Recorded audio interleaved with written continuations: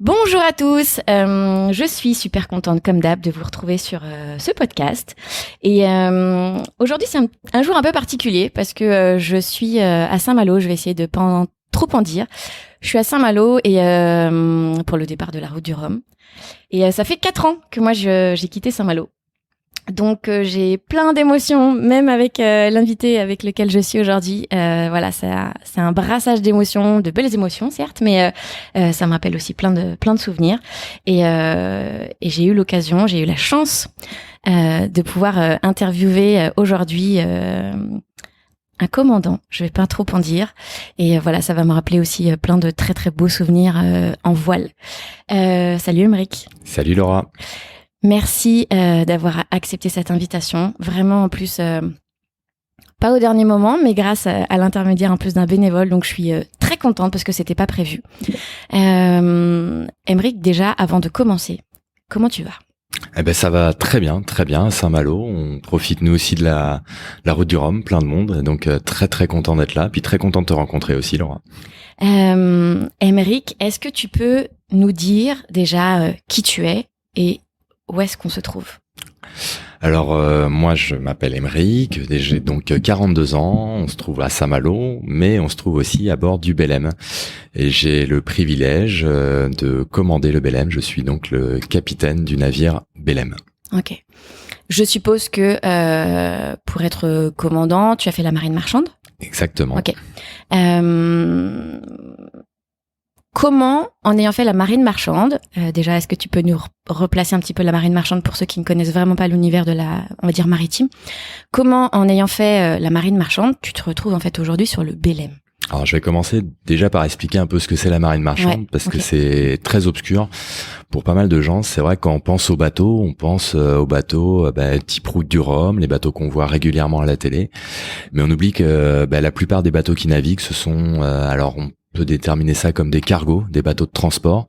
Et quand on dit transport, on transporte tout dans la marine marchande. On va transporter des conteneurs, du pétrole, des passagers sur des paquebots. Il y a aussi des bateaux d'études scientifiques, recherche de gaz, sismique. On a l'habitude de dire un petit peu que les bateaux de la marine marchande, ce sont tous les bateaux qui ont ni de canon pour faire la guerre, ni de filet pour pêcher, et ni d'autocollant pour faire la course. Donc le champ est assez vaste et c'est vrai que de ce champ de navires qui naviguent dans le monde entier, sur tous les ports du monde, toutes les routes commerciales, le Belem c'est un petit peu particulier. Donc c'est sûr qu'il y a eu une rencontre, une coïncidence heureuse pour moi qui a fait que j'ai pu prendre le commandement du Belem. Alors ça s'est pas fait en une seule fois parce que c'est vrai que quand on est formé à la marine marchande, on fait pas la marine marchande pour terminer sur un navire. Le Belem, alors je la rappelle, le Belem c'est quand même le 3-mâts français que beaucoup de gens connaissent, qui a 126 ans, 1200 mètres carrés de voilure, qui navigue à l'ancienne. Son gréement n'a pas changé depuis 126 ans. Donc les compétences techniques qui sont nécessaires pour conduire le navire, à l'école on nous les apprend pas. Donc c'est une école un peu de la vie où il faut monter petit à petit, c'est l'expérience et c'est vraiment un savoir oral qui se transmet en étant à bord. Donc j'ai pas commencé commandant, j'ai commencé lieutenant et puis petit à petit je suis monté, j'ai fait lieutenant, second et commandant. Mais dans cette ascension, j'ai aussi fait des parenthèses où je suis retourné un petit peu dans mon métier de base, qui est donc la marine marchande. À travers plusieurs expériences, j'ai fait du cargo, du ferry, un tout petit peu de yachting et du navire câblier. Donc voilà, c'était assez large comme spectre d'activité professionnelle. Et le Belem, c'est vraiment mon bateau coup de cœur, quoi. Donc en fait, c'est une question de rencontre avec le Belem. Ouais, il y a toujours une rencontre avec un bateau. Dans notre secteur d'activité, on signe des contrats et c'est vrai que c'est un petit milieu. On n'est pas si nombreux que ça dans les officiers français. Alors, faut savoir que c'est un milieu qui est forcément mondialisé. On est au quotidien normalement avec des équipages étrangers. Donc, mais la nébuleuse des officiers français est assez petite et on se connaît tous. Et aussi, il y a cette vérité qu'on est souvent marin de père en fils. Et moi, mon papa a déjà été dans la marine marchande. D'accord. Alors lui, il était chef mécanicien. C'est-à-dire qu'il s'occupait pas de conduire les bateaux, il s'occupait de gérer les navires. Il faut un ingénieur à bord et donc la gestion de la propulsion et de l'énergie à bord, sur des gros ensembles de systèmes assez techniques. Mon papa faisait ça. Et alors pour le Belém, ça s'est fait que moi j'ai venu de terminer mes études à la marine marchande, donc j'étais en recherche de contrat. Je terminais des temps à la Brittany Ferry, une compagnie de ferry où j'avais navigué pendant 1 an comme officier mécanicien d'ailleurs. Et un peu mon papa, qui était jeune retraité, se retrouve à être embauché pour superviser un chantier de restauration du Belém. En clair, ils avaient fait des trous dans la coque et ils devaient installer des caisses d'eau douce dans la coque, et mon papa devait superviser cette action-là. Et comme j'étais jeune officier, un peu en recherche d'emploi, il me dit tiens, tu veux venir visiter le Belém? Donc je dis mais bien sûr. Alors moi la particularité, c'est que le Belém, la première fois que j'ai mis le pied à bord, je suis passé par la coque. Je suis pas passé par la coupée. Donc il y avait un trou dans la coque, je me rappelle être rentré par là.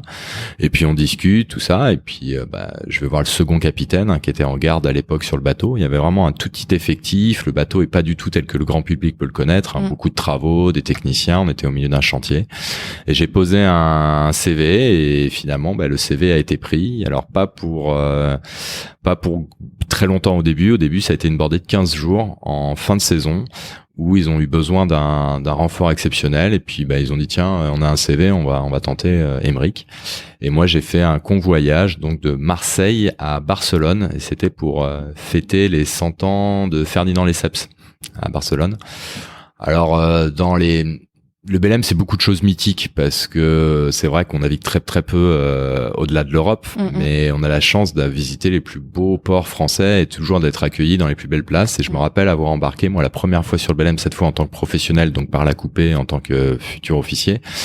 C'était au Vieux-Port à Marseille. Oh, ça devait être... Donc moi, forcément, on revient un petit peu pagnol. J'avais fait mes études à Marseille, donc il y avait ce côté tellement fier d'embarquer dans la ville où je suis devenu officier après mes études. Il y avait un côté mythique. Puis arrivé à Barcelone en plein centre-ville pour ces cérémonies, donc moi j'en ai pris plein les yeux. Alors après naïvement je me suis dit ça doit toujours être comme ça le Belém. Bon, j'ai compris qu'il y a quand même aussi un travail qui est différent. Notre métier, c'est pas que représenter le navire et de le déplacer dans des jolis endroits. Il faut savoir que le Belém, c'est un bateau de transport et on transporte donc des stagiaires, donc des civils. Je rappellerai jamais assez que tout le monde peut naviguer sur le Belém. Nous on est 16 membres d'équipage issus de la marine marchande, composé en 5 officiers et 11 matelots. Qui travaillent à l'année. Voilà, qui travaillent à l'année, Quasiment. un petit peu moins en hiver, parce qu'il y a des périodes d'hivernage où le bateau navigue pas toute l'année. Et notre saison d'activité, commençant du 1er avril jusqu'à mi-octobre, mi-novembre, des fois un petit peu plus, c'est de transporter des gens pour qu'ils puissent, eux, faire naviguer le Belém. On a coutume de dire que nous, l'équipage, on fait pas naviguer le Belém, c'est les stagiaires qu'on embarque qui font naviguer le Belém. Et qui sont les stagiaires? C'est tout le monde. Pour naviguer sur le Belém, il suffit de cliquer sur le site internet, je veux embarquer. Et c'est très simple en plus à comprendre. Il y a vraiment, effectivement, comme tu dis, qu'un clic. Et le rêve est à portée. Donc moi j'ai cette chance de travailler, donc d'être salarié du Belém. C'est vrai que c'est un plaisir, mais il faut se dire que les gens qui pourraient envier de naviguer sur le Belém, j'espère que vous oserez aussi nous rejoindre à bord et on sera ravis de vous accueillir et vous de faire naviguer. Alors je reviens un petit peu plus sur mon histoire. Après j'ai alterné des périodes où j'étais lieutenant à la saison sur le Belém, donc j'ai fait 2 saisons de lieutenant, donc plutôt sur 6 mois d'activité. Et puis l'hiver je partais à la croisière, travailler sur d'autres horizons comme lieutenant toujours. En 2008 je suis passé second capitaine, où là on monte un petit peu dans les responsabilités. On a la gestion technique du navire, la sécurité du navire, et j'ai fait ça pendant 3 ans jusqu'à 2011. Et en 2011 j'ai arrêté. J'avais besoin de faire un break Belém parce que je voulais toujours un petit peu rester dans mon milieu professionnel d'origine, pas trop m'écarter du cargo, on va dire, pour rester dans un schéma logique par rapport à ce que j'avais fait.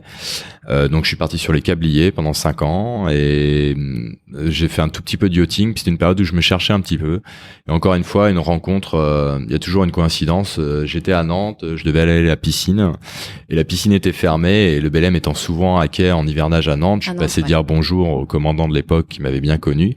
Et celui-ci m'informe, me dit mais en fait il y a un poste de commandement qui va se libérer là dans 6 mois. Est-ce que ça te tenterait? Je dis oui, préviens l'armement que je suis disponible. Alors l'armement c'est la société qui nous gère. Et finalement, c'est eux. Est-ce que c'est cette société qui te fait aussi monter en grade? Alors en fait, le Belém, il appartient à la Fondation Belém. Mais la Fondation Belém n'est pas un armateur. Ils n'ont pas une structure pour pouvoir gérer des navires. Et ça demande quand même un suivi technique, un suivi administratif particulier. Et c'est vrai que bien qu'on soit payé, embauché officiellement par la Fondation Belém, on est recruté par une société d'armement. D'accord. Et voilà. Alors à l'époque, c'était la Maritime nantaise. Maintenant, c'est V-Ship France. Les deux sont basés à Nantes, qui nous recrutent. Donc j'ai eu plaisir de recevoir ce coup de fil. Alors pour l'anecdote, j'étais en plein dans ma période yachting et j'étais en plein Grand Prix de Monaco. Et quand ils m'ont appelé, on entendait les Formule 1 passer. Ils me disaient mais alors vous venez pas? Je dis mais oui, je suis dispo, etc. Est-ce que tu te souviens dans ton parcours? Alors c'est vrai que le cargo, j'ai du mal à trouver de l'émerveillement même dans le type de bateau, mais je vais quand même te poser la question. Est-ce que, je suppose que tu as aussi navigué sur différentes mers. Est-ce que tu te souviens déjà d'avoir préféré un endroit dans le monde où tu as navigué? Et j'ai envie de te poser la même question sur le Belém. Est-ce qu'il y a un moment donné où tu t'es dit « Ah ouais, on est bien là, c'est beau ». Tu vois, une connexion, que ce soit même sur un cargo. Parce que ta boîte sur un cargo, bah, t'es quand même dans un décor incroyable. Donc, la même question, mais dans ton parcours, on va dire général, et sur le Belém. Alors, dans le parcours général, c'est vrai que la première fois qu'on part sur un navire de haute mer, donc un cargo, il y a quand même une ambiance sur les cargos, quel qu'il soit. Il y a une odeur, il y a le bruit d'une machine, il y a des langues différentes qu'on apprend parce que les équipages sont pas francophones. Donc il y a une immersion un petit peu dans un microcosme aussi. On est très très peu nombreux à bord d'un cargo. Vous prenez un navire de 300, 350 mètres, il y a à peine 12 personnes à bord. Des fois, il n'y a pas besoin beaucoup de monde pour conduire des bateaux comme ça. Alors la première immersion a été forcément très intéressante. On découvre un métier, donc comme tout jeune stagiaire qui commence dans n'importe quel milieu, il y a un émerveillement pour les gestes techniques, la culture du métier qu'on apprend. Après, c'est vrai que la première fois qu'on se réveille le matin et qu'on regarde sur 360 degrés avec que du bleu, il y a un espèce de vertige quand on regarde la carte marine et qu'on se rend compte qu'on est au milieu de l'océan Atlantique. Ouais. Il y a un vertige de la position de nous tout petits sur un bateau de 200 mètres au milieu de cet océan. Donc on sent assez humble. Il y a les premières tempêtes, d'une certaine manière, où on a peur d'être malade, parce qu'on se dit c'est quand même le choix de mon métier. Donc si je tiens pas à la mer, si je suis malade, je risque est-ce que je vais me poser des questions? Donc fort heureusement, je suis passé à côté de ça. Je suis pas trop sensible au mal de mer. Puis de toute façon, le corps s'habitue aussi. Donc il y a ces rencontres. Après, dans les navigations que j'ai fait en dehors du Belém, j'ai fait de la croisière. Et c'est vrai que la croisière est faite pour emmener les gens dans les endroits les plus beaux du monde. Donc naturellement, on est émerveillé par le décor, par tout ça. Et même moi, j'ai plus ressenti un besoin d'être sur des bateaux où il y avait beaucoup de monde. C'est-à-dire que les cargos, je l'ai fait une fois.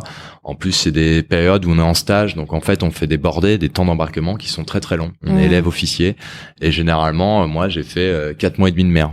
Enfin 4 mois et demi sans rentrer chez moi, avec quelques escales, mais sur 4 mois et demi d'escale de navigation, j'ai dû faire en tout 2 semaines et demie à quai. Parce que c'est des bateaux qui sont juste là pour transporter, ils déchargent, ils repartent immédiatement. Donc il y a une lenteur du temps qui s'installe, on a le temps de creuser certaines choses. Psychologiquement, on se retrouve un peu seul avec soi-même. Ça, c'est assez dur à affronter. Il y a des gens sur qui ça correspond très bien. Moi, j'ai plutôt un caractère assez social et c'est vrai qu'il me faut du monde autour de moi. Donc je me suis dit, je vais plutôt aller sur les bateaux à navires à passagers. Et sur les navires à passagers, à contrario, j'aimais bien ça. C'est-à-dire beaucoup de monde à bord, les passagers qui changent régulièrement, donc des nouvelles têtes tous les 10 jours, etc. Ou tous les jours, pour Brittany Ferry, on voit débarquer des centaines de personnes dans le ferry. Bon, il y a un côté décorum sur les navires à passagers, c'est-à-dire que dans les parties publiques, c'est beau, il y a de l'inox, de la moquette, ça brille, puis on franchit une porte et puis ça y est, on se retrouve un peu comme dans un théâtre, dans les coulisses. Ouais, dans les coulisses. Il y a que des parties techniques. Il y a le côté off et in qui est assez marrant. C'est comme un grand jeu un petit peu où on se doit un petit peu de sourire, d'avoir une attitude respectueuse, commerciale envers les clients, parce que les clients, ils s'adressent à vous, ils savent pas, ils voient quelqu'un passer à bord. Si vous êtes siglé au nom de la compagnie, vous répondez aux questions c'est vrai. À tous les niveaux. Donc il y a ce côté toujours être utile aux passagers, quel qu'il soit. Et ça, j'aime bien cette notion de service. Alors le Belém, c'est vrai qu'on pourrait dire, il est sur les côtes françaises, mais alors je vais être très chauvin. On a vraiment un pays magnifique au niveau de nos côtes. On a la chance de faire la mer Méditerranée et l'Atlantique. Ça manque un peu l'exotisme, c'est vrai que des fois j'aimerais plus souvent aller voir des plages de sable fin, les cocotiers, ça manque un petit peu. Ça c'est pas envisageable en tant que navire-école d'aller peut-être un peu pousser un peu plus loin Si, ça s'est déjà fait en 2002, alors j'y étais pas. Moi 2008 quand j'étais lieutenant, justement dans mes premières armes sur le Belém, on est allé au Québec. Voilà, pour toujours dans la représentativité. Donc c'était les 400 ans de la découverte de la ville de Québec. On est resté, alors moi je suis resté 1 mois, le bateau est resté 2 mois, il y a une relève. Des rencontres formidables, hein. Le Canada, pays magnifique, et c'est vrai qu'il y a ce côté, on est à l'étranger. De Saint-Malo en plus, enfin là je parle de Saint-Malo, mais on est vraiment... Ah ouais, on de est l'autre côté, ouais, c'est juste en face. Alors là, on partait plutôt de La Rochelle. Ah oui, c'est vrai, vous partiez, un peu plus mais c'était mythique. Puis il y avait un accueil des gens, des rencontres. Après, le Belém, il centralise énormément de regards parce que c'est un beau navire, c'est un navire qui raconte notre histoire maritime. Donc, naturellement, on en a une fierté. Alors, je disais, les côtes françaises sont magnifiques. Sincèrement, moi, j'ai la chance d'arriver dans des quais, Saint-Malo, au pied de la ville close, Marseille, le Vieux-Port, Nantes, le quai de la Fosse, Bordeaux, le quai de la Lune en face du pont de Pierre. À chaque fois, on est très, très bien placé dans les ports français parce qu'il y a le besoin de montrer le navire musée. Donc, on va pas le mettre sur un quai de l'oubli, on essaie de le rapprocher le plus du public. Donc, déjà, moi, j'ai cette chance de naviguer dans des endroits très jolis en France que normalement en cargo on n'accède pas. Complètement. Un Français moyen ne voit plus de cargo, ils sont dans des ports protégés avec des barbelés, c'est comme un aéroport, hein, vous n'avez pas le droit d'aller toucher les avions et d'aller voir les avions sur les pistes. Les bateaux c'est pareil. Le Belém il est en dehors de ça, donc on se rapproche du public et le fait que on est dans les cœurs historiques des villes. Et puis après, les moments où on dit, on s'extasie, on fait waouh, c'est classe. C'est vrai que le Belém, il a pas besoin de beaucoup de décors, il suffit lui-même. Hein. Vous le mettez dans n'importe quelle mer, un soleil couchant, les voiles qui vont prendre la lumière, qui vont se mettre à rosir le soir ou au crépuscule le matin. Donc c'est plein de souvenirs, émerveillements comme ça. Donc ça fait des images. Quand on sait qu'on vient de couper les moteurs et qu'on est sous voile, les premières minutes, on fait c'est bien quand le moteur il est éteint, ça fait moins de bruit. Ça c'est des petits moments magiques et puis on a la chance de le répéter au quotidien. Donc pour nous c'est vraiment il y a un événement et les stagiaires le partagent aussi. Hein, ils le voient bien. Ils sont toujours avec leur appareil photo. Tout est très très photogénique sur le bateau parce qu'il a pas besoin d'en faire énormément de lui-même. C'est un décor. C'est vraiment un décor fantastique. Est-ce que tu parles souvent de Nantes par rapport au Belém historiquement? Est-ce que le Belém est à Nantes comme la Recouvance est à Brest, ou est-ce que le Belém est à tous les Français? Alors, le Belém, il est à tous les Français. Ça, c'est très clair. C'est un bateau d'envergure nationale et on se targue justement de devoir servir un peu tous les littoraux. On a aussi un mécène qui est les caisses d'épargne. Et les caisses d'épargne, en contrepartie du mécénat, qui est très très important, et c'est le plus grand mécénat en France sur la durée. Ça fait 40 ans que les caisses d'épargne soutiennent le projet Belém, de le faire naviguer. Nous demandent de faire une représentativité. Alors on peut pas aller dans toutes les caisses d'épargne, hein, l'Alsace, l'Auvergne, ça va être difficile, mais toutes les caisses d'épargne côtières nous demandent une présence. Donc déjà, le jeu, c'est de vous présenter le Belém. Mais au-delà de ça aussi, on veut cette envergure nationale parce que comme le bateau est accessible à tous, on veut pas lui accrocher une étiquette régionale trop forte. Bien sûr. Notre siège social, la Fondation Belém, est basée à Paris. Alors Nantes, dans l'histoire, c'est historique, c'est-à-dire que Belém et Nantes s'est marié à vie. Alors sur le cul du navire, si on a le droit à cette expression, les mots Belém et Nantes sont indissociables. C'est une marque spéciale, historique. Moi, je suis pas immatriculé à Nantes, mais officiellement, je suis immatriculé à Marseille, comme tous les cargos du monde. Le Belém, statutairement, il y a aucun papier de certificat qui dit que c'est un grand voilier historique. C'est un navire cargo spécial, parce qu'on fait un métier très spécial avec un navire de la marine marchande. Donc, il est immatriculé à Marseille, comme la plupart des cargos, pour des registres fiscaux, etc. Le but, c'est aussi de se dire, le bateau, faut qu'il soit visible par plein de gens, que ça soit en visite publique, et que ça soit aussi accessible pour nos stagiaires, qu'on puisse naviguer de port en port.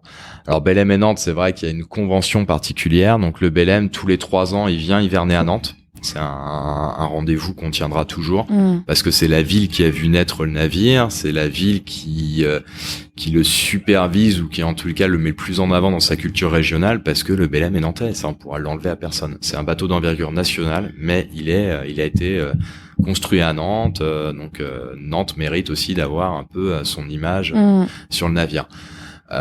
Après, c'est sûr que nous aussi, chaque hiver, on cherche des villes pour nous accueillir, et ça peut choquer des gens. Chaque hiver, on retourne pas à Nantes à l'abri. Il y a plus de port d'attache dans la marine marchande, ça existe pas. Hein. Parce que l'hiver, du coup, c'est est-ce qu'il est en cale sèche?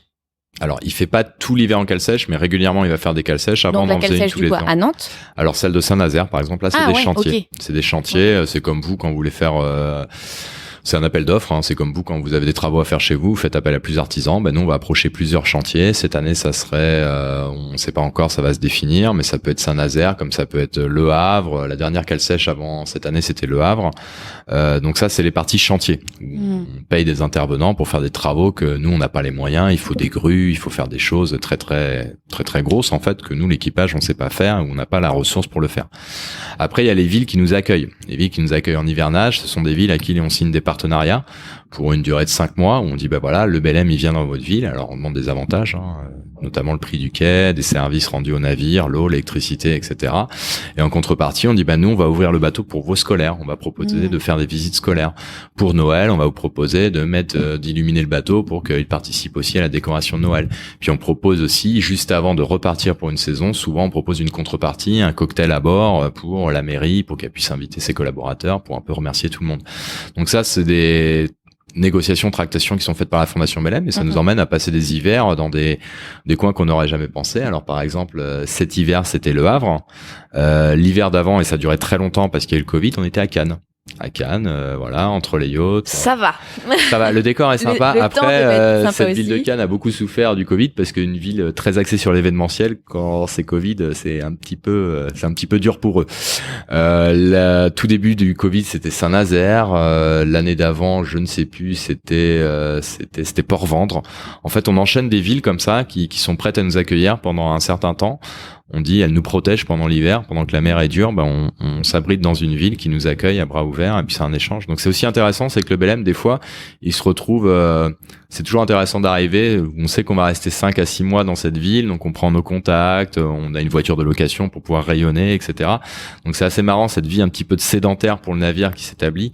Après, nous, il y a toujours cette routine, dans la marine, il y a toujours je reste pas à vie sur le bateau, j'ai une vie de famille, j'ai 4 enfants, donc il faut que je les vois. Donc nous, on fait souvent 2 mois de travail, 2 mois de congé, 2 mois de travail, 2 mois de congé, quelle que soit la position du navire. Et du coup, quand tu n'es pas au commandement, il y a un autre commandant. Exactement. D'accord. C'est le commandant Mathieu Combeau qui prend le commandement à ma suite. Et donc là, tant que je te parle, il est en train d'être en congé, mais ça va bientôt se terminer pour lui. Là, dans 15 jours, il revient. Donc, quand tu n'es pas en mer, quand tu ne transportes pas des passagers, qu'est-ce qu'un commandant fait quand le Belém ne navigue pas? Alors, là, non pas que j'imagine que tu ne fasses rien, mais ça arrive, non, je devrais pas le dire. C'était plutôt ma question. Voilà, quel est le rôle du commandant quand le navire passe plusieurs mois en fait, ce qui est un peu compliqué à comprendre, parce qu'on a un imaginaire très très fort sur le rôle du commandant.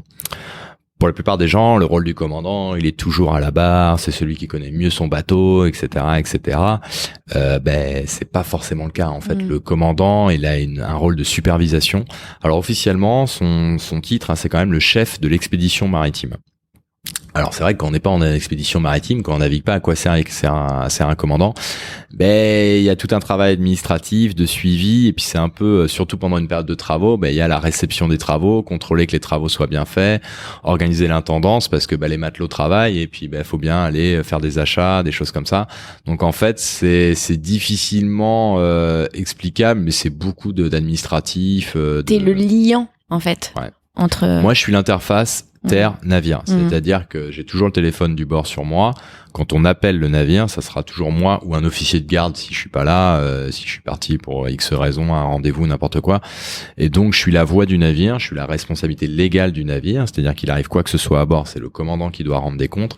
Donc, ça sous-entend qu'on s'affranchit de plein de tâches annexes, mais qui sont pas foncièrement manuelles. Voilà, c'est pas moi qui vais peindre la coque. Alors des fois, j'essaye d'aider parce que ça me fait du bien un petit peu de bricoler comme ça aussi. On a soin, on aime prendre soin de ce navire. On a tous envie d'y mettre sa patte. Donc je me retrouve des fois à faire des tâches qui sont pas des tâches de commandement parce que je le veux bien, et puis c'est utile aussi au navire. On porte tous un exemple type quand on fait des vivres. Quand on charge des vivres, officier ou pas officier, tout le monde porte les caisses parce que tout le monde mange. Ouais. Donc il y a des choses comme ça aussi. Il y a quand même une vie d'équipage qui est très très importante. Mais je suis l'organisateur de qui doit débarquer, qui doit embarquer, trouver les billets de train des fois, me débrouiller pour que le cuisinier ait ce qu'il faut pour faire à manger, que le bosco ait suffisamment de pots de peinture et de pinceaux, que les intervenants qui sont partis souder la coque fassent le travail bien et en toute sécurité. Donc tout un travail de supervision. Ouais, tu vois, c'est très bien de le rappeler parce que pour avoir fait de la voile, alors clairement avec des très petits équipages, nous, on a un capitaine, c'est le capitaine qui tient la barre. Tu vois, du début à la fin. Toi, t'es la petite main, surtout que moi, avec mon poids plume, bon, j'étais pas, surtout, j'ai fait de la régate. J'ai vite compris que c'était quand même compliqué en tant que nana de s'imposer, même au piano, sur différents. Donc à la fin, on faisait. Moi, j'ai toujours aimé ce terme. Comment vous appelez ça là? Le poids, poids. C'est pas le poids mort, c'est. Le lest. Ouais, il y avait un autre terme, je crois qu'à l'époque, en rigolant, ils avaient appelé ça le poids mort. J'avais adoré, j'ai fait super, je pars en régate faire le poids mort. Ouais, c'est... et du coup, compliqué. Et c'est vrai que tu fais bien de rappeler le rôle du commandant, du capitaine, en fait, sur un vieux gréement comme ça, parce qu'on s'imagine pas du tout que tu gères autant d'administratifs, que tu sois vraiment, en fait, quand je dis pilier, c'est dans le sens, c'est pas pour flatter ton ego, c'est vraiment... tu l'as dit, en fait, t'es l'interface, t'es ce liant entre l'équipage, le navire et l'extérieur. C'est exactement ça. T'as bien résumé la chose. Après, ça, c'est une configuration qui est typique marine marchande. Aussi, je le dis souvent, ce mot-là, on est très professionnalisé sur notre façon de travailler. Ça paraît bête, mais on a des procédures, des checklists. À chaque départ, on doit remplir une checklist un peu comme un avion. Alors, parce que c'est une obligation dans le métier de transport. Et nous, on est dans le métier de transport. On est un segment qui est très particulier. C'est-à-dire qu'on est formé pour professionnaliser le transport maritime sur un navire qui n'est pas du tout fait pour ça. On prend des libertés avec les réglementations, les statuts, parce que le navire n'est pas conforme à un navire à passagers. Il peut pas l'être. On n'a pas les mêmes critères de sécurité. Donc on est quand même supervisé, on est contrôlé par le Bureau Veritas, les affaires maritimes nous contrôlent. On a quand même un devoir de responsabilité professionnelle par rapport au fait qu'on navigue avec des civils à bord. Et on a cette responsabilité-là aussi. Moi, mon rôle, c'est que personne se blesse à bord. Mais c'est mon rôle, mais c'est le rôle de tout l'équipage. Bien sûr. Voilà, donc c'est un peu notre ambition aussi commune. Mais c'est vrai qu'il y a ou alors on pourrait dire un manager, c'est-à-dire que je suis pas propriétaire du navire, loin de là. D'ailleurs, personne ne l'est vraiment au final. Mais je suis le manager qui doit gérer ses équipes avec chaque poste de responsabilité. Alors heureusement, j'ai pas tout sur mes épaules. Par exemple, moi, je conduis pas le bateau. Je ne fais pas le quart. Je suis hors quart. C'est-à-dire que on me réveille tous les soirs, je remplis un cahier d'ordre parce que je suis pas là la journée. Enfin, je dors la nuit et je remplis un cahier d'ordre où je dis voilà, on va faire ça, essayer de faire ça. Et il y a toujours cette phrase me réveiller en cas de doute. Alors donc voilà, je ne fais pas le quart. On est plusieurs à ne pas faire le quart à bord. Les cuisiniers, le chef mécanicien et moi-même, on est les seuls qui ne font pas le quart. Tous les autres font quart. Alors le quart, je rappelle vite fait, c'est pendant 4 heures une équipe qui conduit le bateau et 2 fois par jour. C'est la base de notre métier, c'est 2 fois par jour pendant 4 heures la conduite du navire. Et ça c'est la base. Après il y a aussi les autres services. Il y a le second capitaine fait énormément d'heures à bord parce qu'en plus de conduire le bateau 2 fois 4 heures par jour, il a lui le CV sécurité, gérer les approvisionnements. C'est un gros poste en fait. Ouais. C'est alors ça. Si on doit comparer avec des équivalents, on pourrait dire si on était un petit gouvernement, moi je suis le président de la République, je suis pas élu, c'est absolument une dictature malheureusement. Et le second capitaine, c'est lui qui va au charbon, c'est le premier ministre un peu, c'est lui qui prend qui fait mon interface aussi entre l'équipage, ce que nous on appelle l'équipage, les matelots et les officiers. Et lui, il a fait aussi la marine marchande. Ouais, okay. Il a fait la marine marchande, il a un parcours très atypique parce qu'il a commencé matelot ici il y a très longtemps sur le Belém dans ses jeunes années. Après, il a ce qu'on appelle passé des brevets pour devenir officier sur d'autres bateaux. Et puis il est revenu sur ce bateau à ses premiers amours, donc il est ravi de revivre sa prime jeunesse. Alors de l'autre côté, il est plus à l'avant, il est à l'arrière chez les officiers. Mais il est vraiment comme un poisson dans l'eau. D'ailleurs, il monte régulièrement dans la mâture pour contrôler des choses, pour aussi faire un peu aider les matelots, parce que c'est vrai que le travail de la mâture est spécifique aux matelots, c'est eux qui prennent les risques quand ils montent. Nous, les officiers, on n'a pas forcément fonction à monter, mais c'est vrai qu'aussi un peu pour se rappeler le danger que ça peut être, et puis pour aider, toujours l'idée d'équipage tous ensemble dans le même sens, quoi qu'il arrive. Quand il y a besoin, il faut y aller. Il faut pas se dire mais c'est pas mon rôle, il faut y aller. Donc il aide régulièrement aussi dans la mâture, mais comme les jeunes lieutenants qui sont très contents de monter, et puis pareil, nos matelots qui seront, si ça se trouve, de futurs officiers, s'ils passent des brevets, etc. J'en ai d'ailleurs cette saison, on a des matelots que j'ai connus matelots et qui sont revenus après des années d'études officiers. Donc c'est vraiment c'est intéressant. Est-ce que c'est toi qui choisis l'équipage ou et si oui ou sinon, du coup si oui, comment tu les choisis? Alors Je peux pas choisir l'équipage étant donné que j'ai pas le temps d'éplucher tous les CV qui peuvent être posés. Donc là, c'est vraiment la société c'est à la fondation de gestion. Ah non, c'est pas la fondation parce qu'elle connaît pas les brevets nécessaires. Il y a quand même des diplômes nécessaires pour venir naviguer avec nous. Vous avez beau être un très bon marin, un skipper, si vous n'avez pas certains certificats obligatoires pour travailler dans le milieu de la marine marchande, on pourra pas vous embaucher. D'accord. Pour vous donner un exemple, nos cuisiniers, ils sont spécifiques marine marchande parce qu'ils ont passé des stages pour savoir mettre un radeau à l'eau. Énorme, donc, on va pas avoir d'être cuisinier sur le BLM juste avec un BTS ou un CAP de cuisine, ça marche pas. D'accord. Il faut avoir un livret maritime pour être marin sur un bateau de commerce. Alors c'est un fascicule, c'est comme un petit passeport un petit peu, mais on est déclaré, on a un quartier d'identification maritime, on a un statut, c'est-à-dire que c'est vraiment une embauche professionnelle. Donc tous ces gens-là, moi je peux pas les présélectionner. C'est la société dont tu parlais tout à l'heure. Et après par contre quand ils arrivent à bord, on a des critères d'exigence. Alors techniquement, une des premières choses qu'on leur demande, c'est de pas avoir le vertige. Parce que tout le monde peut être amené à monter à bord, dans une certaine mesure. Donc, on va tester tous nos marins, on va les faire monter. Même les lieutenants, on va les faire monter pour voir si ça va. Si jamais on avait besoin de là-haut, qu'ils soient capables de quand même, qu'ils soient pas tétanisés, que ça devienne pas un problème pour ceux qui sont là-haut à gérer. La deuxième chose qu'on va demander, alors ça se voit pas tout de suite, mais on ressent assez vite au niveau du caractère. Comme j'ai dit, nous, on a un bateau de partage et de transmission. Nous, notre but, c'est d'expliquer à des gens comment on naviguait sur un navire de 126 ans. Et les gens qui viennent avec nous, ils font 3 à 5 jours. Donc en fait, tous les 3 à 5 jours, on réexplique la même chose. Et on entend tout le temps les mêmes questions. Faut être assez réaliste. Donc il faut avoir cette envie de transmettre, cette patience, cette écoute.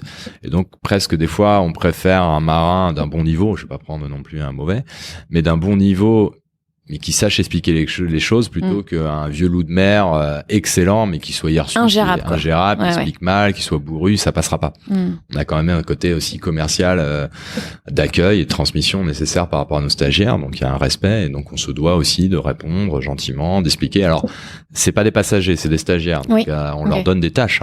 C'est eux qui barrent le bateau, on les réveille la nuit, c'est eux qui participent, qui tirent sur les bouts. On leur explique les ordres, et un ordre, c'est le tutoiement qui fait foi. C'est tourne, tiens bon, largue tout. C'est pas s'il vous plaît, est-ce que vous pourriez, s'il vous plaît, prendre le bout. Ça marche pas. Donc ils sont dans ce jeu-là aussi, ils viennent aussi pour ça, mais il faut garder à l'idée qu'on doit répondre aux interrogations des gens, enfin aux questions. Les stagiaires, c'est les fameux bénévoles dont tu parlais tout à l'heure sur le site. Alors, c'est ça, les stagiaires, non, ils sont pas bénévoles. Les stagiaires sont nos clients, on va dire. Clients. C'est ceux qui cliquent et qui embarquent. Et il y a un droit de stage. Il faut compter à peu près 200 € par jour de navigation. Et on va les inclure dans un process qui va durer 3 à 5 jours. On va leur donner un numéro de stagiaire. Donc, ils vont faire partie d'une équipe qu'on appelle ça un tiers. Et la nuit, on réveille un des 3 tiers. C'est les tiers de 16.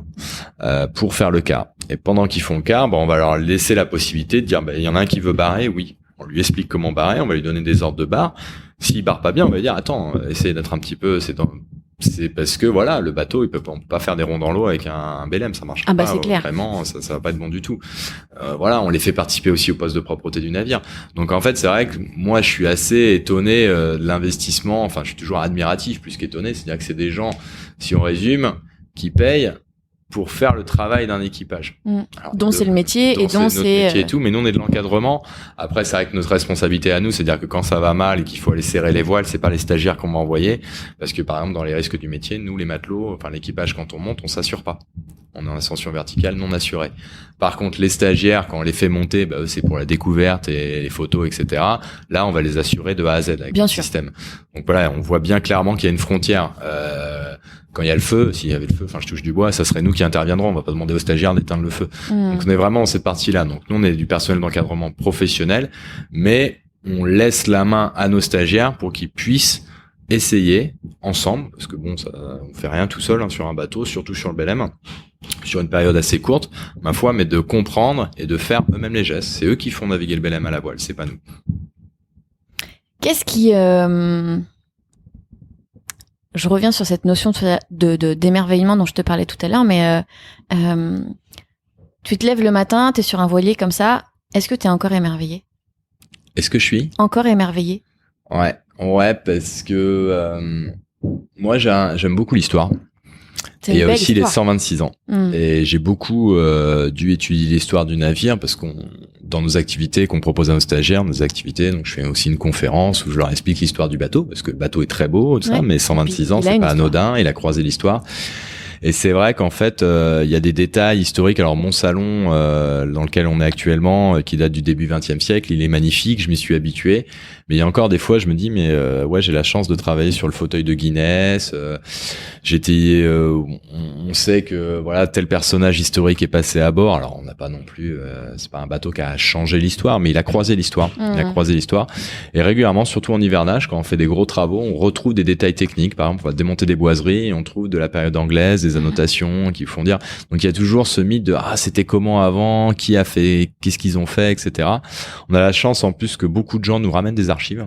C'est super. Qu'hier, j'ai encore une dame qui est passée, qui nous a donné un mot qui était une notation quand on est noté par le commandant, un matelot qui avait été noté par le commandant Chauvelon, qui est le commandant qui a le plus commandé le Belem de 1899 à 1914.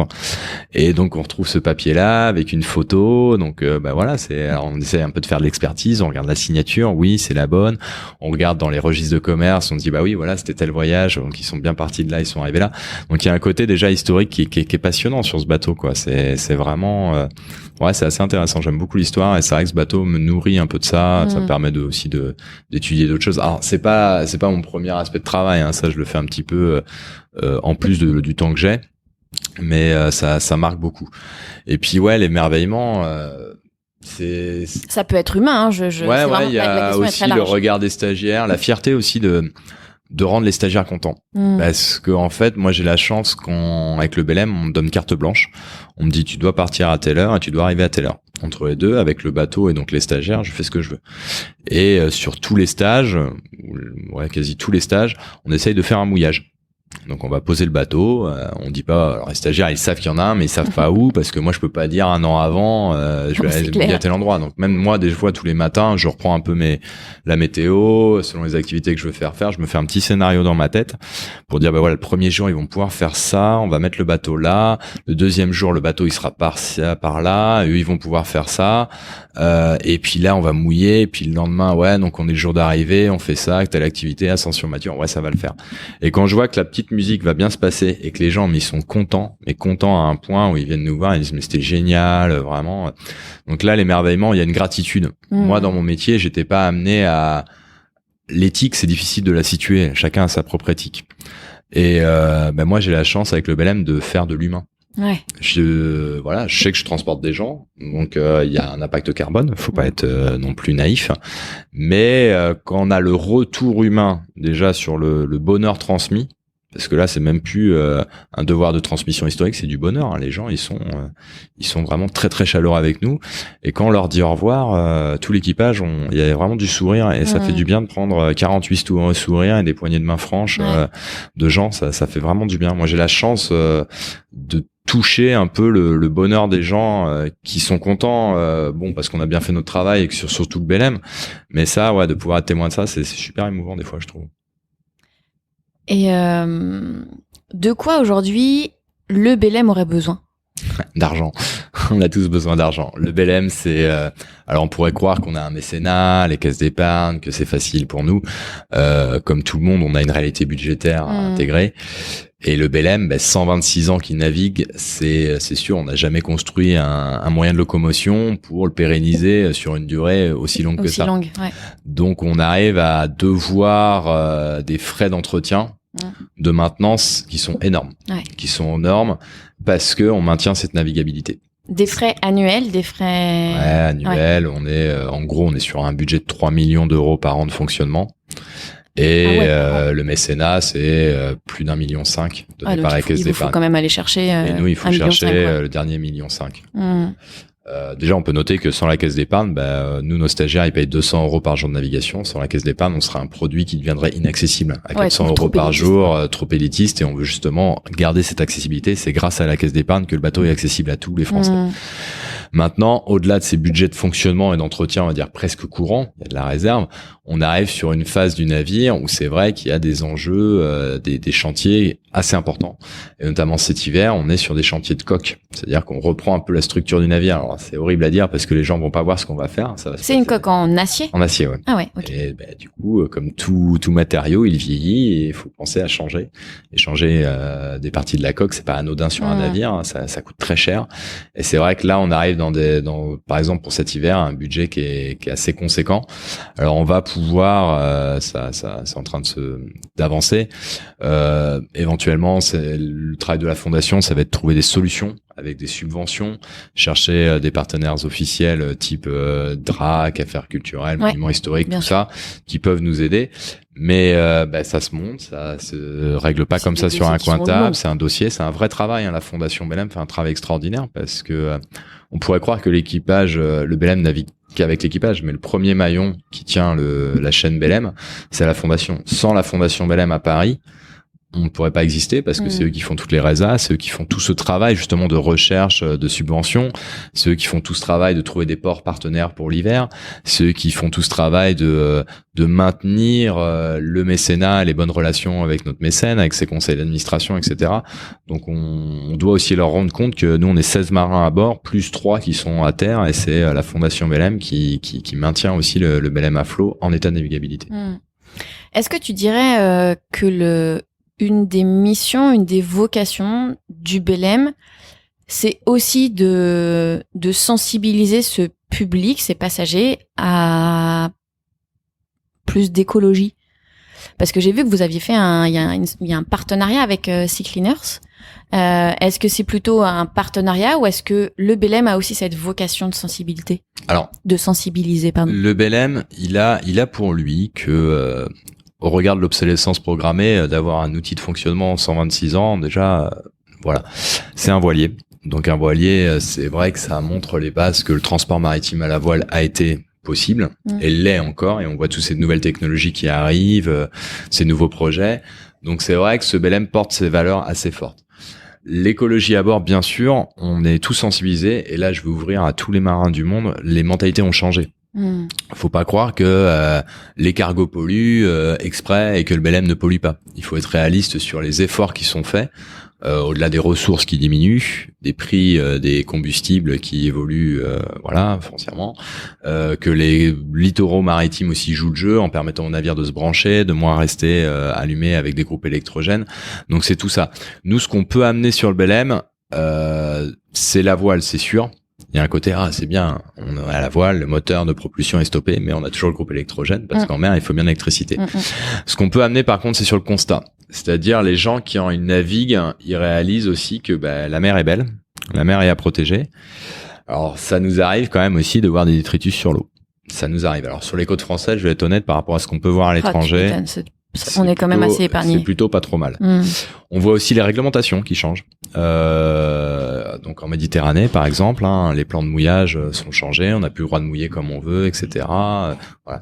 Après, c'est sûr, c'est toujours un problème de normes. C'est-à-dire que le Belém, il a été construit à 126 ans où l'écologie n'existait pas. Bien sûr. Il navigue depuis les années 80, où dans les années 80, c'était pas un objectif premier. Et on arrive à cette phase de transformation. Le Belém, il voit le monde évoluer et il essaye de courir après le monde qui évolue. Donc en fait, c'est sûr que nous aussi, on essaye de transformer un peu nos process à bord. Par exemple, sur nous, le principal objectif à moyen terme qu'on s'est donné, c'est vrai qu'on a été énormément sensibilisés par la convention qu'on a signée avec Sea Cleaner, parce qu'on sait qu'au moins notre célébrité, d'une certaine manière, attire le regard des gens, et si on peut aider une cause écologique, c'est déjà ça, ce qu'on peut faire. On pourra pas changer la planète, c'est pas avec le Belém qu'on va dépolluer. On a un transport de passagers de 1200 à 1500 personnes, donc ils sont par an, qui sont sensibilisés via la convention qu'on a eue avec Sea Cleaner. Maintenant, nous, on essaye, comme tout le monde, d'essayer d'avancer vers le mieux. Comme chez vous, vous avez pris, il y a 30 ans, on faisait pas le tri sélectif, etc. Nous, on le fait aussi parce que voilà. On se rend compte des limites aussi bien de chez nous, par exemple, l'eau douce à bord, on boit des bouteilles en plastique. On n'a pas la capacité encore de produire une eau qui soit déclarée potable. Donc, avec ça, si on veut pas avoir des problèmes pour santé, hygiène, on est obligé de passer la bouteille en plastique. Donc, on étudie des sorties de ces plans-là, mais c'est comme tout le monde, ça avance petit à petit. Alors, le Belém, il a ce côté lui, il est pas pressé parce que, alors si l'équipage est pressé, bien sûr, moi j'aimerais pouvoir accélérer, mais il faut le voir comme un témoin de l'histoire. Ouais. Et le temps de l'histoire n'est pas le temps de la société. Et donc ça se fera un jour. Oui, il y aura peut-être plus de diesel à bord du Belém. On passera à nos systèmes de propulsion. On peut pas en faire un bateau prototypaire non plus. Bien sûr. Puis c'est pas son histoire. C'est pas son histoire. Donc on est intégré dans la marche forcée, et heureusement qu'elle est forcée vers le mieux. On fait du mieux qu'on peut. On a changé nos produits d'entretien, on est passé à du bio, des choses comme ça, voilà. Mais ça va pas se faire en un jour. Et il y a aussi le fait que les contraintes historiques, techniques du navire, qu'on avance petit à petit vers ça. Après, il y a aussi quand même tout marin, comme tout citoyen du monde, mais nous on est citoyens du monde et de la mer aussi. Notre génération est quand même très sensibilisée à ce qu'il faut plus faire. Ce qu'il faut plus faire sans juger la génération d'avant, hein, parce que c'était... Ils ont fait ça avec leur... dans le contexte de l'époque voilà, aussi. dans le contexte de l'époque. C'est facile pour notre génération de dire, ils auraient dû faire, on verra ce que dira la génération d'après nous, ce qu'ils diront de nous. Donc, soyons humbles là-dessus, quoi. Est-ce qu'il y a un marin ou une navigatrice qui t'a inspiré? Tu parlais beaucoup de ton papa tout à l'heure. J'ai bien compris que ça avait été aussi une source d'inspiration dans son parcours. Est-ce que en parallèle, il y a eu un marin ou une navigatrice vraiment dont le parcours t'a vraiment soit inspiré, soit marqué? Alors, il y a des mythes dans la marine, enfin des personnages. Alors on va plus les trouver, c'est vrai, dans les personnages de course, Tabarly, Florence Artaud, plein, et puis même dans la nouvelle génération de skippers qui sont. Alors je vais pas les citer parce qu'ils vont croire que comme ils sont tous à côté, on peut pas en privilégier un plus qu'un autre. Puis c'est un monde qu'on côtoie, donc des fois on en rend compte. Donc nous on les regarde, là on reprend des yeux d'enfant parce que pour nous c'est un peu des stars. Voilà, on sait qu'ils ont une façon de naviguer, c'est des sportifs de haut niveau, ce que nous on n'est pas. C'est-à-dire que c'est tout pour gagner, ce qui est normal, c'est ce qu'on leur demande avec des objectifs incroyables. Nous, on n'en est pas là. Et dans la marine marchande, alors, il y a d'autres mythes. Moi, alors, mon papa, bien sûr, parce que j'ai trouvé que c'est lui qui m'a donné envie de faire ce métier-là, hein, pour plein de raisons. Il y a quand même certaines lectures. Moi, j'ai beaucoup aimé Henri de Montfred, qui était un aventurier, qui se débrouillait, qui faisait un peu de contrebande. J'aime bien un petit peu ce côté Marlou, toujours un peu plus. Voilà, j'aime bien ce côté un peu pirate, mais gentil. Voilà, c'est un gentil pirate, quoi. Si tu devais prendre un café avec quelqu'un, ça serait qui? Wow. Sans aucune barrière. Un café avec quelqu'un? Ou un rhum, ou tu vois, peu importe la boisson, mais si tu devais passer, si on t'offrait un moment suspendu avec quelqu'un, ça serait qui? Ah, la question, là, tu la prends. Il y a 1001 noms qui me viennent en tête. Ça peut être plusieurs personnes, peu importe, hein, mais. Non, je sais pas. En plus, j'ai la même culture que la plupart des gens, donc je regarde à peu près, je regarde un peu la télé, donc je vois des gens marrants. Ouais, des acteurs, ça m'a. J'ai presque envie plutôt de parler des gens que j'ai rencontrés à bord. Ça serait plus simple, où j'ai eu des moments assez touchants. Je me rappelle Jean Le Cam qui est passé à bord à une époque où il cherchait du sponsoring, donc c'était pas voilà. Et ouais, ça m'avait marqué parce qu'on sentait le vieux loup de mer qui cherchait quelque chose, quoi. Et c'était assez touchant. Surtout qu'en plus on l'a vu dans le Vendée Globe, il a mis la leçon à tout le monde. Donc c'était quand même un beau symbole.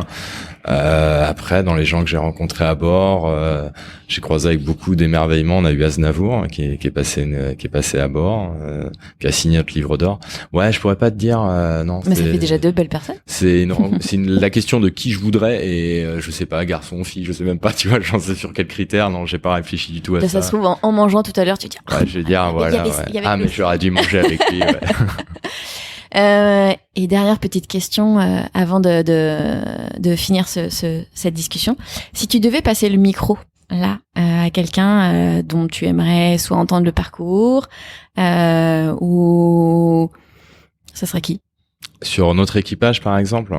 Ça peut être que ce soit l'équipage ou ça peut être quelqu'un justement que tu as rencontré et que tu aimerais bien à qui tu aimerais bien passer ce micro. Je rencontre tellement de gens dans mon métier, tellement, tous nos stagiaires, alors ils ont tous une histoire incroyable. Après, je connais plus l'histoire de mon équipage, des parcours personnels assez intéressants. J'en ai qui ont fait du cinéma avant de venir ici, il y en a qui a tenu un bar avant d'arriver là, il y en a qui a été, comme je te disais, Philippe, notre second capitaine, qui a été jeune matelot ici qui revient après tant d'années. Donc je pense qu'ils auraient notre Bosco qui est là depuis Jean-Baptiste, qui s'implique énormément sur le navire, qui vit avec le navire. Enfin, je veux dire, ouais, non, je te dirais, allez, je donnerais quand même la part belle aux matelots. Donc je prendrais le meilleur de nos matelots. C'est toujours le Bosco. Donc je passerai la parole à Jean-Baptiste, notre Bosco. Ok. Est-ce que tu as un petit message de fin? Est-ce que tu as envie je te laisse la parole pour finir cette discussion. Est-ce que tu as envie soit de partager, soit de laisser un petit message d'espoir, soit un message par rapport au départ qui va bientôt avoir lieu? Bon, on va parler d'espoir. Hein. Faut continuer toujours à croire aux belles choses sur la durée. Je veux dire, nous on passe, mais il y a des choses qui restent. Et c'est vrai que le Belém, lui, il est resté. Et puis, j'espère que dans quelques générations plus tard, il sera encore là. Et puis qu'il y aura peut-être, je sais pas comment se passeront les blocs dans 100 ans et le rôle du commandant dans 100 ans. Mais j'espère qu'en tous les cas, lui, le Belém, il sera toujours à flot et d'évoluer de port en port. Donc, je vais m'accrocher sur cette idée-là, quoi. Que vive le Belém encore longtemps et que les stagiaires viennent nous voir toujours, que les Français s'intéressent à leur bateau. C'est ce qui nous a construit, c'est ce qui nous construira et c'est le voyage, quoi. Donc, petit message de fin, si vous voulez monter à bord du Belém, vous n'avez qu'à aller sur le site, c'est super bien fait en plus parce que j'y suis allée juste avant de venir encore pour vérifier 2-3 petits éléments. Et il y a rien de plus simple, je crois que c'est dans stage, je crois que c'est stagiaire, effectivement, et en fait on peut cliquer très rapidement. Et en fait il y a plus qu'à cliquer pour que le rêve devienne réalité. Et en plus voilà, vous ferez aussi une bonne action, d'un point de vue même historique et moi autant j'ai fait de la voile, autant je n'ai jamais navigué sur un bateau comme ça, donc ça me titille, tu vois. Il y a une bénévole que je dois juste interviewer après et je vais lui poser la question de comment elle vit tout ça, parce que je pense que ça doit être une autre expérience de ce que j'ai pu vivre, et c'était pas que des belles expériences sur des petits voiliers. Il y a pas forcément cette notion d'équipage. Et compliqué de trouver sa place en tant que femme aussi, donc très curieuse aussi de donner la parole à une femme par rapport à cette histoire. Merci Aymeric. Merci Laura. Pour ce moment. Et puis bon départ pour Nantes. Pour Nantes. Ouais. Et puis vous serez là aussi encore pour le départ là pour oui, alors on reste à quai. On reste à quai parce que en fait c'est un peu compliqué de sortir le Belém avec les sas, hein. Saint-Malo, il y a les sas et du coup on va peut-être laisser les bateaux de course partir, hein, parce que sinon on bouge le sas, ça sera un peu dommage, on va et pas puis les c'est vrai que sur l'eau, je l'ai fait il y a 4 ans, j'étais en mer là pour le départ. Je crois que j'ai jamais autant flippé. Je me suis demandé si on n'allait pas se prendre je sais pas combien de bateaux. Les gens on était trop proches les uns des autres. C'est assez flippant. Et donc bon départ, bon retour sur Nantes. Et puis mon petit doigt me dit que il va y avoir plein de belles choses qui vont aussi se passer avec le Belém. Merci pour ta disponibilité. Et à très bientôt, Aymeric. Allez, au revoir Laura.